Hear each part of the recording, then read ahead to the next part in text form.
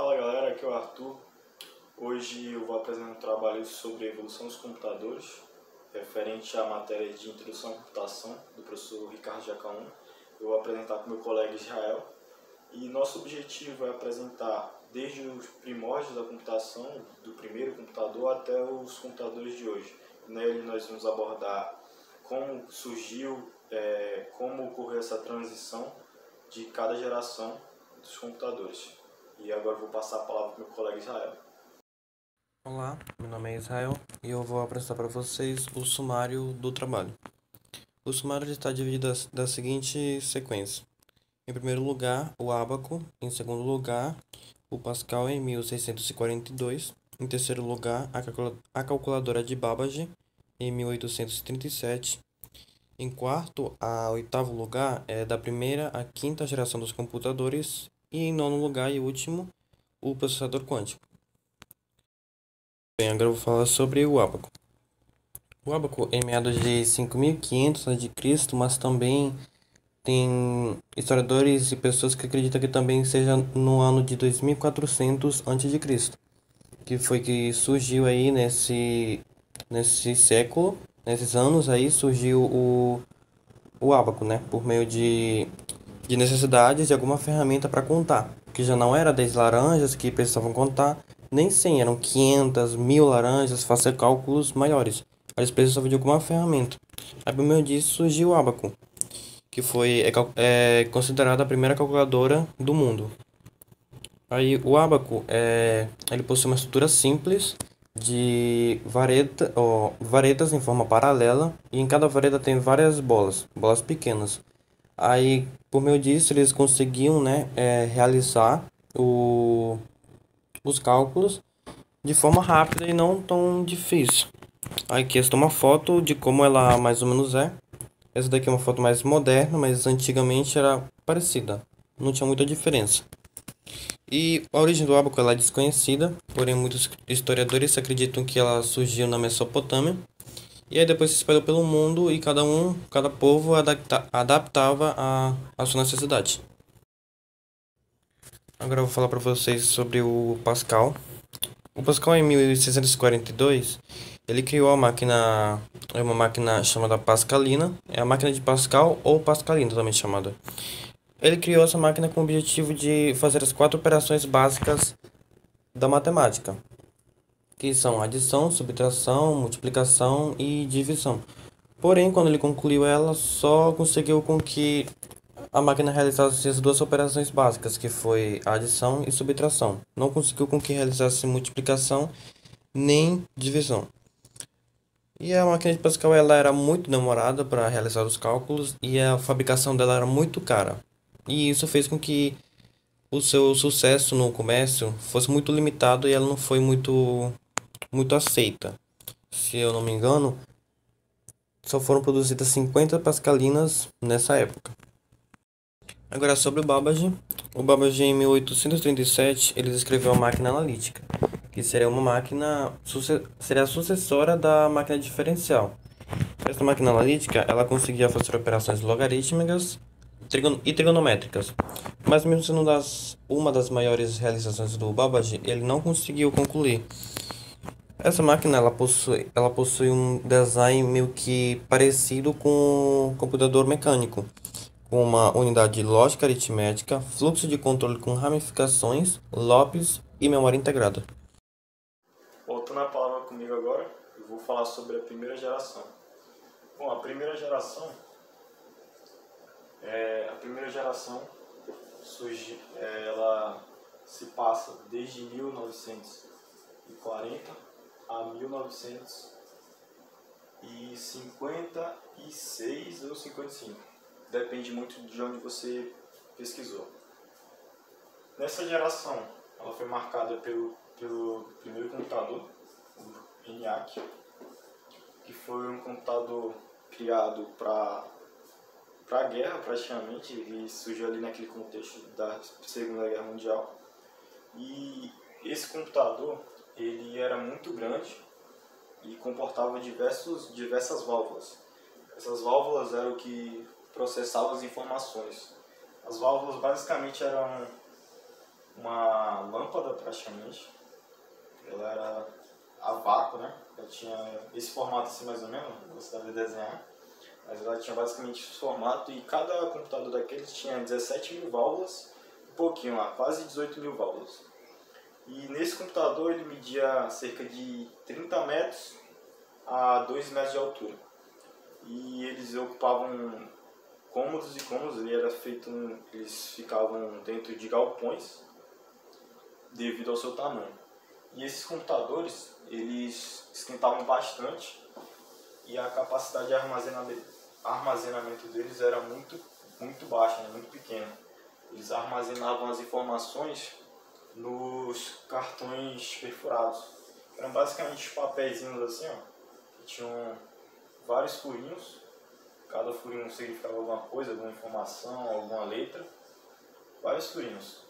E esses cartões eram rolos e rolos de cartões para armazenar algumas informações. E esses cartões, eles ficavam dentro dos computadores, né? Passavam ali para pegar as informações e saíam por impressores.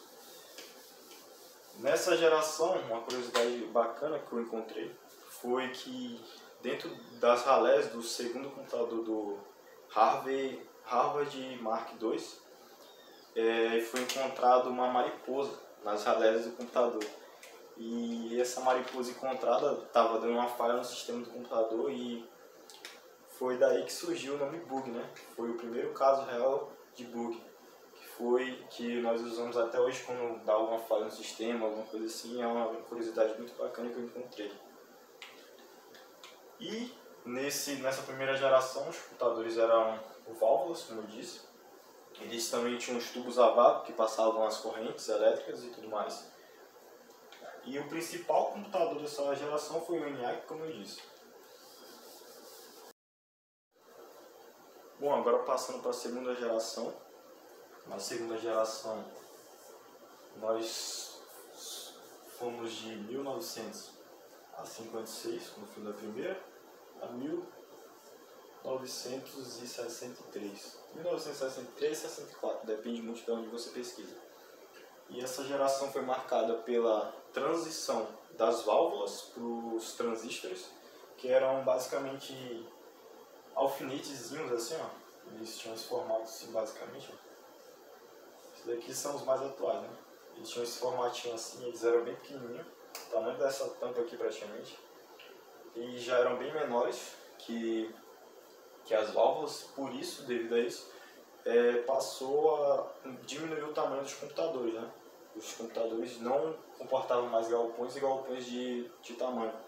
Eles eram do tamanho basicamente de uma geladeira. E nesses circuitos, nesses computadores, tinham vários transistores. E na segunda geração, além dos transistores, foi marcada muito também pela mudança de linguagem, né? Na primeira geração era a linguagem binária, que é 0, 1, 0, 0, 1, 0, 0, 0, 1. Basicamente isso e vai além. Já na segunda nós tivemos uma mudança de linguagem de programação, que passou a ser Fortran e COBOL, que também é Assembly, que são linguagens mais sofisticadas, né, para aquela época. Era uma linguagem muito melhor de se trabalhar. E dentro da segunda geração, cada geração vou meio que citar um computador principal. E na segunda geração, o principal computador foi o IBM 1401, que foi o computador ali já que era não só para o governo, já algumas empresas já conseguiam comprar, já conseguiam ter esse computador. Mas, porém, não eram todas as empresas que conseguiam comprar, né? Porque era um pouco caro para manter e tanto para ter também, porque pelo seu tamanho também ele ainda gastava bastante energia, né? Por mais que teve essa melhora com os transistores, né? E passando para a terceira geração, nós temos na terceira geração,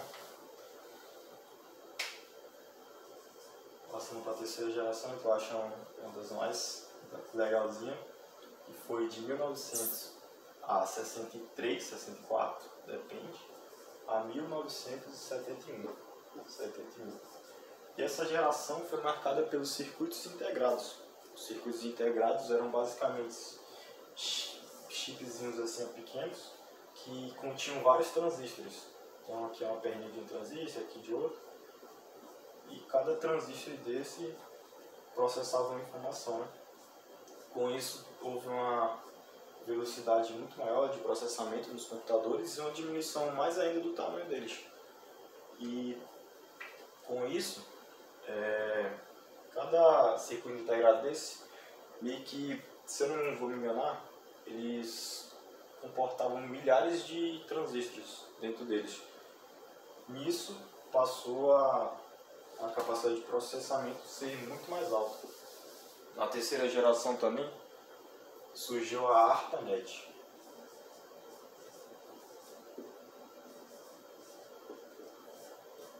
Que surgiu em 1969, que foi basicamente uma rede ali de satélites, que eles trocavam informações nos computadores, né? Informações secretas e tudo mais, né? Para não ocorrer aquela espionagem, né? E essa ARPANET vai ser muito importante para o surgimento da internet. Na terceira geração também, nós já tivemos a evolução muito maior dos mainframes, que agora antes eram só algumas empresas mais ricas que tinham os mainframes e também só o governo. E agora, já na terceira geração, nós tivemos um avanço que foi que praticamente todas as empresas tinham um computador, um mainframe, que era basicamente um computador muito grande, ainda assim. Ele, diferente dos outros, tinha já um monitor e um tecladinho, como eu acho que tem na imagem do slide. Tem um tecladozinho assim, ó. Teclado bem pequeno em vários botões, só os especialistas conseguiram mexer, né? Não era muito acessível para mexer, não era tão fácil, né? Tinha que ter um certo conhecimento. Bom, a quarta geração é a geração que nós utilizamos muitas coisas dela até hoje, que ela se dá de 1971 a 1990, ou 91. Essa geração foi marcada pela mudança dos transistores dos circuitos integrados, né, para os microprocessadores, que eram placas de silício do tamanho de unhas praticamente, que processavam muito melhor que milhares de transistores, né? Essas placas tinham várias pontinhas assim para cima, não vou saber fazer aqui. Várias pontinhas assim para cima, parei no meio aqui. Então, elas eram muito pequenas, muito menores que essa tampa. Já na quarta geração, nós fomos marcados pelo PC, que foi o Personal Computer, que é o computador pessoal, que foi comercializado e popularizado pelo Steve Jobs, o famosíssimo Steve Jobs, que eu sou muito fã. E esse cara criou o Apple I, que foi criado e foi melhorado. O Personal Computer, diferente dos outros computadores, ele já foi comercializado para a população. Os outros eram só para empresas e para o governo. O Personal Computer já era direcionado para a população, por isso teve um bom cenário ali na sua criação. Naquela época, o principal computador, o primeiro talvez daquela época, foi o Altair 8800, aí teve também o IBM PC e o famosíssimo Macintosh, né, do Steve Jobs. Eu gosto de citar mais ele do que esses outros, mas eles surgiram antes, então tem que citar também. Na quarta geração tivemos o PC, o microprocessador e a nossa queridíssima www, que foi criada pelo Tim Berners, a www, a World Wide Web. Ela foi criada para trocar informações. Eu estou aqui, você está lá no bairro tal, posso trocar informações com você. E com o surgimento da www em 1989, surgiu em 91 também o surgimento da HTTP e a HTML. Se dá para ver embaixo, dá para ver também. Que foram, quando você pesquisa alguma coisa na internet, aparece alguma dessas três aí na frente do seu site, né? Sempre aparece. E foi elas que marcaram o começo da internet das coisas. Por isso que eu gosto bastante da quarta e que falo que a gente usa até hoje, né? E saindo da quarta para a quinta geração, que nós estamos passando por ela até hoje, nós temos na quinta geração uma mudança não tão drástica. Na quarta nós já tínhamos vários periféricos, já tínhamos teclado, mouse e tudo mais. Na quinta nós passamos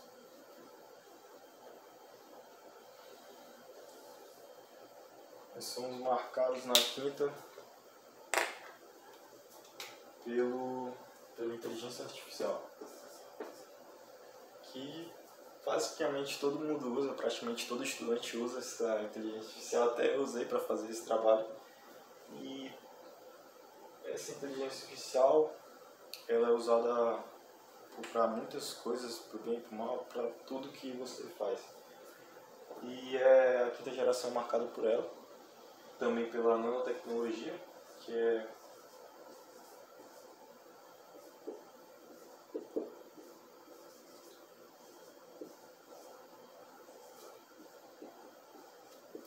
a ciência de criar coisas muito pequenas. A tecnologia está em muitas coisas, está no seu tênis, está no medicamento que é criado pela farmácia, está em diversas coisas, e eu acredito que a nanotecnologia vai ser essencial para a criação do computador quântico, do processador quântico, que vai ser citado no próximo slide. A nanotecnologia é uma das nossas criações mais geniais, na minha opinião, e muito essencial. Na quinta geração também é marcado o multiprocessador, né? Que é